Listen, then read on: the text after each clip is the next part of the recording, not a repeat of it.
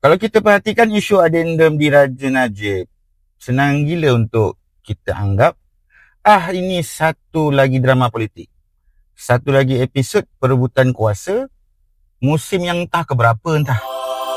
Tapi bagaimana kalau aku cakap ini bukan drama semata-mata?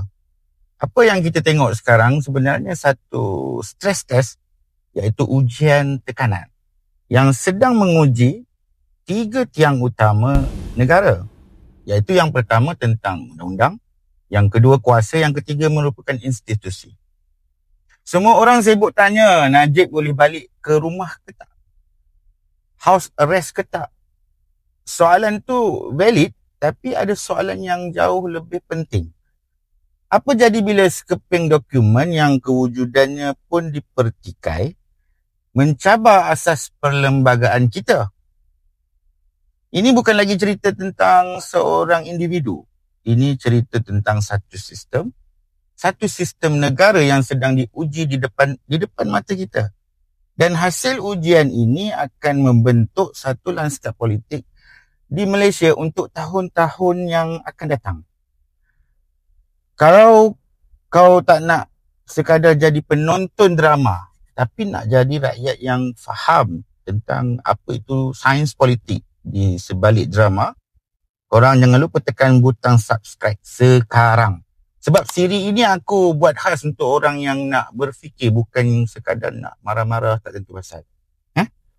Sebelum kita teruskan, so komen juga satu benda di bawah. Tengok sistem. Kalau kau setuju, isu ni lebih besar daripada seorang individu yang bernama Najib Tun Razak. Dia lebih besar daripada tu. Okey, misteri adendum diraja. Misteri Kalau kau ada grup WhatsApp yang hari-hari gaduh pasal politik, cerita pasal politik, tapi tak pernah sentuh pasal perlembagaan, ini masa kau share video ni dekat mereka lah. Biar gaduh dengan ilmu yang sikit. Untuk faham cerita ni, kita kena undur ke belakang sikit. 2 Februari 2024, Lembaga Pengampunan Umum, hukuman penjara 12 tahun Najib Tun Razak telah dikurangkan kepada 6 tahun. Denda dari 210 juta turun ke 50 juta. Itu sendiri pun dah cukup panas sebenarnya. Tapi tak lama selepas tu, muncul bisik-bisik pasal satu dokumen tambahan pula, iaitu addendum. Titah tambahan didakwa dokumen ini sebahagian daripada proses pengampunan yang diperkenan oleh Yang di-Pertuan Agong ke-16 Al-Sultan Abdullah pada 29 Januari 2024. Inti dakwaannya adalah Najib dibenarkan jalani baki hukuman bukan di penjara Kajang, tapi sebagai tahanan di rumah, house arrest. Satu ayat yang cukup untuk membakar seluruh media sosial pada hari ini. Cuma persoalan besar, kalau betul dokumen ni sepenting itu, kenapa ia jadi misteri?